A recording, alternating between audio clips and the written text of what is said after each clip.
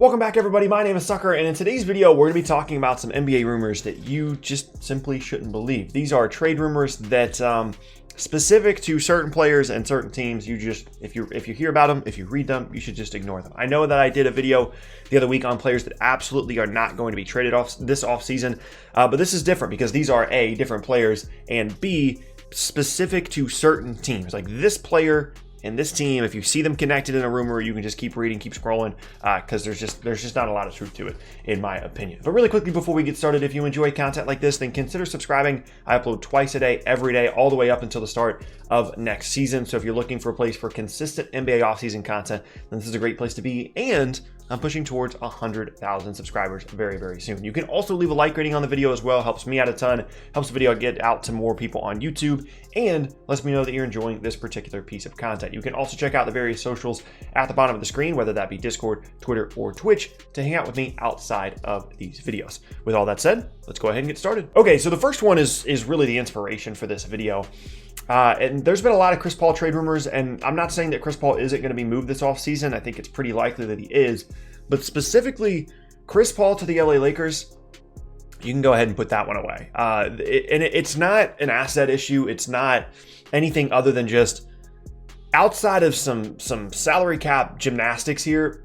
There's just no way that the Lakers have the salaries to match up with Chris Paul's in a trade. Like they could put literally every single player on the roster outside of Anthony Davis and LeBron James in a trade, at least guys that are signed for next season, in a trade to the Thunder, and they still won't be able to make a deal work here. They don't have the salary matching that they need to be able to make this happen. And realistically, like the Thunder are going to want more than Kyle Kuzma and some second round picks. Like there is a bit of an asset issue here, if I'm being honest, when you're looking at, what the Lakers have to offer after getting Anthony Davis last offseason. They really don't have anything else to throw at the Thunder. I don't think the Thunder are all that interested in KCP or JaVale McGee or Danny Green or whoever they're going to try and use to match salaries with, because it seems like someone like KCP, someone like Rajon Rondo are going to be opting out. And so then when you're looking at their ability or inability to match salaries in a Chris Paul trade, it's just not going to happen. It's because of a gigantic salary that Chris Paul is carrying into next season that's going to make it incredibly difficult. Now, Paul could certainly be moved to Milwaukee or to Dallas or to a handful of other teams, but right now, in my opinion, if you see a Chris Paul to the Lakers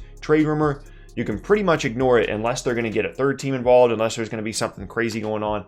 I don't see a way that they can make it happen. Next up now is one that might throw you a little bit off guard because he's one of the bigger trade names of the offseason, but it's Bradley Beal. And the specifics of a Bradley Beal trade are this for me. I think eventually the right move is going to be for the Wizards to trade him. I think he signed that extension to lock up some more money for himself, and then at some point, I think the Wizards are going to move Bradley Beal. But specific for this offseason, I don't think now is the time that the Wizards make this move, because they're still trying to figure out what John Wall is going to look like when he returns from injury. And, if John Wall comes back this season and looks like an all-star caliber guy, then the Wizards are probably going to keep Bradley Beal. They're going to have Rui Hachimura. They're going to have someone else that they drafted in this draft. And they could be a pretty decent team. Like the Eastern Conference, it's not that difficult to make the playoffs. And that could end up being their plan if John Wall comes back and looks good post-injury. So the way that I have it written down here is don't believe a Bradley Beal trade rumor until they see what they have in John Wall. If John Wall comes back and looks awful, okay, yeah, they're going to move Beal. They're going to try to do everything they can to move Wall, and they're going to just do a complete reset. But right now for this offseason, I don't really think Bradley Beal's going anywhere, if I'm being completely honest. I don't think he's going to end up with the Warriors. I don't think he's going to end up in Brooklyn. I don't think he's going to end up in Dallas. I think Washington is going to kind of sit on this for a little bit, try and figure out where they're at with John Wall, and then go from there. That's just where I'm at right now with Beal. Next up now is one that I didn't even know if I should put it on the list because I just thought it was so ridiculous. It's Devin Booker. Like I was reading the other day, I was looking through some trade rumors on Google and on Twitter, and this one came up and it was like, report, Devin Booker wants to be traded from the Suns. Okay, if this was 12 months ago, I'd 100% believe you. But based on what they just did in the bubble, based on the fact that DeAndre Ayton still has some upside, based on the fact that they're actually building an okay roster around Devin Booker in terms of complementary options, I don't see any way that he's going to just suddenly ask for a trade this offseason after going 8-0 in the bubble. Now, a couple months from now, maybe things aren't going well in the middle of the season, right before the trade deadline. Okay, I could see it. That's possible. But right now, this offseason, like Devin Booker is not being moved. The Suns aren't entertaining those offers. Devin Booker is not requesting to be traded. They're still going to try and figure this thing out because it's going to be difficult to find a trade partner given the salary, given the youth, given just a lot of factors here. Devin Booker is staying in Phoenix for me right now. Second to last now on the list, and it's Giannis Antetokounmpo. Imagine that. There's actually a lot of indications, especially considering some of the salary cap stuff that we talked about in the first video of the day today, that Giannis might sign the Supermax extension this offseason and put to rest any and all speculation about him potentially becoming a free agent moving forward. So that's one part of this. But the other part of this, as I talked about in I don't even know how many previous videos, I felt like I couldn't make this list without mentioning Giannis here. They're not going to move him. They're not going to make this move before he can actually become a free agent. And they're going to roll the dice on this one. If it comes down to it, they would rather, this is all from reports, they would rather see what they can do to retain Giannis in free agency, whether that's trades, whether that's signings, whether that's whatever. They'd rather make every possible move around Giannis rather than move Giannis himself, which eliminates teams like the Warriors from contention for bringing in Giannis Antetokounmpo and basically narrows it down to Toronto, Dallas, and Miami, which again, continues to put this thought in my mind that he might just sign the Supermax this offseason or just straight up re-sign with the Bucks next offseason. This feels very different than any other previous free agency of a big time star that we've had. It feels different than Kawhi. It feels different than both times with LeBron. Giannis it seems like a more loyal guy. It seems like someone that's going to stick it out with the Bucks. They've won 60 games before with this roster, and he's going to see what they can do with it moving forward. So if you see Giannis trade rumors for this specific offseason, I would ignore them if I were you. And last up now is another one that I couldn't believe it when I read it. It's the Golden State Warriors trading anything other than Andrew Wiggins in the second pick in the draft. If you're scrolling through and you're seeing Draymond Green trades or Klay Thompson trades, I would go ahead and ignore those for now.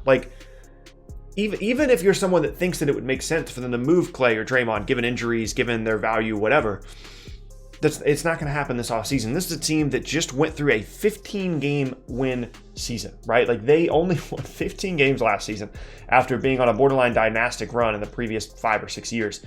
They're not going to start messing too much with what they have going here. They know that they have a path to getting a star with that second pick and with Wiggins, or just straight up drafting a player with the second pick and kind of bridging the gap between this dynasty and potentially what could be, happening moving forward. They're not unaware of what they have going for them here, and as long as everybody comes back healthy, they're going to be fine. This goes to a handful of things that I've seen on Twitter and on Google about, hey, what if the Warriors traded Klay Thompson and whatever for James Harden, or they traded Draymond Green and his contract for this, and this. If they go into next season with Steph, Klay, Draymond, Wiggins, whoever they pick in the draft, that's a conference finals team in my opinion. If they go into next season with Steph, Klay, Draymond, and whatever star they trade for in exchange for Wiggins and the second pick in the draft, that's a conference finals team, in my opinion. They are going to be one of the best teams in the Western Conference. If they are healthy next season, they're going to be right back in the thick of everything. And there's no reason to try and mess with that and mess that up by trading away Klay Thompson and Draymond Green. If you really want to look at the payroll and you want to say, man, look at how expensive this is going to be. Look at the Draymond contract. Look at his stats from last season. If you want to make an argument that they should do it, that's fine. I would at least kind of listen to that. But if you're trying to make the argument to me that it's going to happen this offseason, they're going to trade one of those guys, I'm just not listening. And that's basically what I'm telling you in this video as well, to not listen to those rumors, or to Chris Paul to the Lakers, to Bradley Beal being traded this offseason, to Devin Booker being traded this offseason, to Giannis being traded this offseason, and the Warriors trading anything other than Wiggins in the second pick. It's going to be an incredibly strange offseason. It's going to be really, really condensed, as we talked about in the video earlier today, between the draft and free agency. It is going to go by in a blur, which makes me think that those big time moves are less and less likely, and it's more likely that we see moves like a Drew Holiday trade, like some sneaky good free agency signings, like some trades up and down in the draft, rather than any of these huge big name moves. In terms of players on this list that I think are most likely to be moved this offseason, I think it's pretty unlikely that Chris Paul ends up returning to the Thunder for next year. I think they've reached a point where it's mutually beneficial for them to move on and for Chris Paul to find a new team that's more of a championship contender. I just don't think that team is going to be the LA Lakers for me specifically. So when you're looking at maybe someone like the Dallas Mavericks or whoever around the league that you're looking at, maybe the New York Knicks, who knows? But specifically for the other players on this list, I don't think they're going to be moved. Paul, it's just specific to the Lakers for me. And yeah, there you have it. That is going to be the end of today's video, and I thank you all very much for watching. Once again, my name is Tucker. If you missed any of my previous videos, then be sure to check out the boxes on screen. Thanks again, and I'll see you all next time.